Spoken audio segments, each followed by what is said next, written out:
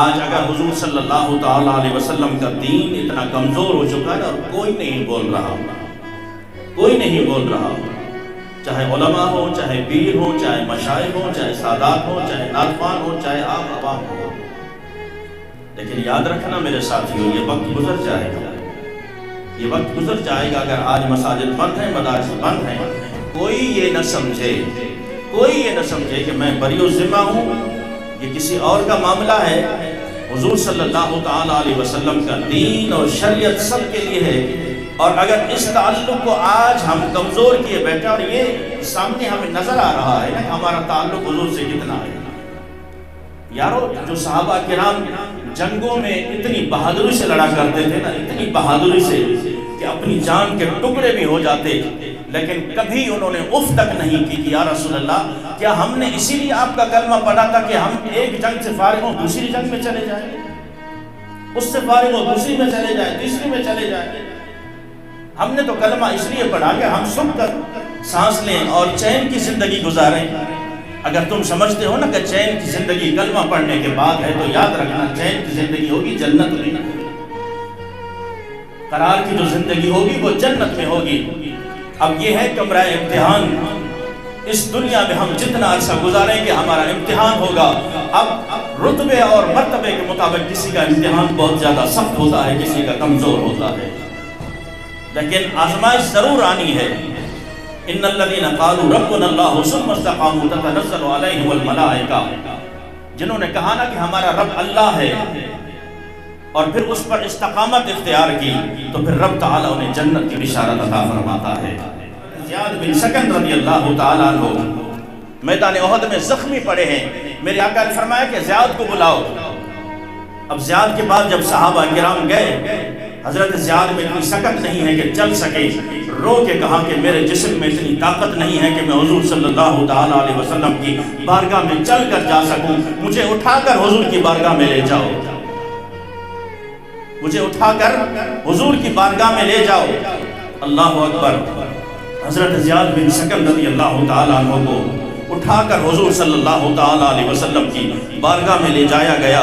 زندگی کی آخری سانسیں چل رہی ہیں۔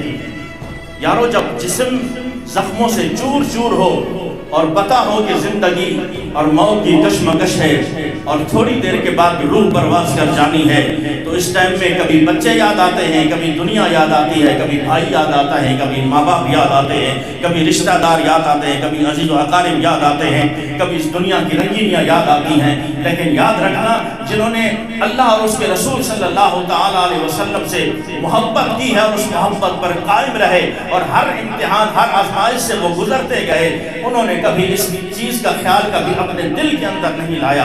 حضرت زیاد بن سکن کو جب حضور کی بارگاہ میں پیش کیا گیا نا، اب چلنے کی طاقت تو نہیں ہے، آپ رین کر حضور صلی اللہ تعالیٰ علیہ وسلم کے قدموں میں آ جاتے ہیں اور اپنا سر رکھ دیا حضور کے قدموں میں۔ میرے آقا کریم علیہ السلام نے پوچھا کہ زیاد، بتاؤ آخری تمنا کیا ہے، آخری تمنا کیا ہے؟ ہم نے تو آج صرف صحابہ کرام رضوان اللہ تعالیٰ مجمعین پر تبرہ دیکھا اور ان پر کان زنی اور ان پر گلے اور شکوے دیکھے۔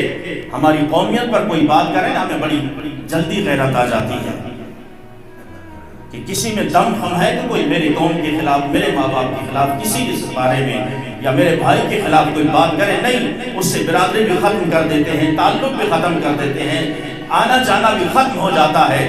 لیکن اگر کوئی حضور کے چاہنے والے کے بارے میں تبرہ کرے گا تو مولویوں کا مسئلہ ہے۔ ہم اتنا دین جانتے نہیں ہیں۔ تم اتنا جانتے ہو کہ نالی پہ قتل کر دیتے ہو، یہ جانتے ہو؟ اتنا جانتے ہو کہ تھوڑی سے ناراضگی پر بندوق اٹھائی اور بندے مار دیا، یہ جانتے ہو کہ تم نے کس رب کے غضب کو دعوت دی ہے؟ باقی اگر معلومات نہیں ہے تو دین کے بارے میں معلومات نہیں ہے تو عزیزان محترم حشر کو ہوگا معلوم کہ جیتا کون اور ہارا کون۔ حضرت زیاد بن سکن رضی اللہ تعالیٰ عنہ نے جب حضور کی قدموں میں اپنا سر رکھا نا، میرے آقا نے فرمایا کہ بول آخری تمنا کیا ہے؟ اے زیاد، میں دیکھ رہا ہوں کہ تو زخموں سے چور چور ہے۔ حضرت زیاد کی آنکھیں بند تھیں، زخم اتنا ہے کہ خون بہ رہا ہے، سر سے اور ساری آنکھیں خون میں لت پت ہیں۔ حضرت زیاد بن سکن رضی اللہ تعالیٰ عنہ نے اپنے ہاتھ سے یوں زور سے اپنی آنکھیں کھولی اور حضور صلی اللہ تعالیٰ علیہ وسلم کے چہرے انور کا دیدار کیا اور کیا پڑھا؟ منم وہمی تمنا کے وقت جان سپردن، یا رسول اللہ میری اور کوئی تمنا نہیں ہے، میری اور کوئی وصیت نہیں ہے کہ میرے بچوں کا خیال کیا جائے، میری بیوی بچوں کا خیال کیا جائے، میرے خاندان کا خیال کیا جائے۔ منم وہمی تمنا کے وقت جان سپردن بروف تو دی دباشم تو درون دی دباشی، یا رسول اللہ میری آخری تمنا بس ساری زندگی یہی رہی ہے کہ مرتے وقت یا رسول اللہ میں آپ کا چہرہ دیکھتا رہوں، آپ میرا چہرہ دیکھتے رہیں، بس اور کوئی تمنا نہیں ہے۔ بس اتنا کہنے کے بعد حضرت زیاد بن سکن رضی اللہ تعالیٰ عنہ کی روح پرواز کر جاتی ہے۔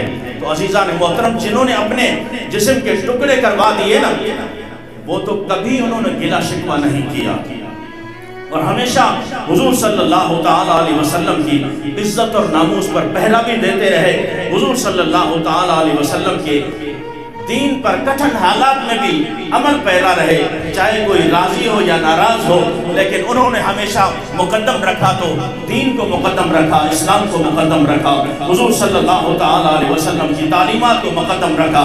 آج ہم عاشق بھی بہت بڑی جلدی بن جاتے ہیں، دعوے بھی کرتے ہیں کہ ہم حضور صلی اللہ تعالیٰ علیہ وسلم کے عاشق ہیں۔ لاکھوں کروڑوں عاشقوں کے باوجود اگر حضور کا دین یتیموں کی طرح رلتا رہے، لاکھوں کروڑوں عاشقان رسول کے باوجود اگر حضور صلی اللہ تعالیٰ علیہ وسلم کی عزت اور ناموس پر تابڑتوڑ حملے ہوتے رہے، لاکھوں کروڑوں عاشقان رسول صلی اللہ تعالیٰ علیہ وسلم کے ہوتے ہوئے اسی طرح مساجد اور مدارس بند رہے، تو پھر خود گریبان میں جھانکے کہ ہم حضور کے کتنے عاشق ہیں، حضور کے دین سے کتنا پیار کرتے ہیں، حضور کے دین سے کتنی محبت کرتے ہیں۔ یارو آؤ میں پھر کہہ رہا ہوں کہ حشر کو ہوگا معلوم کہ جیتا کون اور ہارا کون۔ ہم سوئے حشر چلیں گے شہ ابرار کے ساتھ، قافلہ ہوگا رواں قافلہ سالار کے ساتھ۔ یہ تو طیبہ کی محبت کا اثر ہے، ورنہ کون روتا ہے لپٹ کر در و دیوار کے ساتھ۔ موت تو بستر پر بھی آ جانی ہے، موت تو ایکسیڈنٹ میں بھی آ جانی ہے، موت تو گولی لگنے سے بھی آ جانی ہے، موت جو ہے وہ آپ کو رینگتے ہوئے بھی آ جائے گی، بخار سے بھی آ جائے گی، کسی بھی طریقے سے موت آ جانی ہے۔ کیا ہی اچھا ہے کہ ایسی موت آئے کہ جانے کے بعد دنیا والے بھی برش کریں کہ یہ حضور کا واقعی دیوانہ تھا۔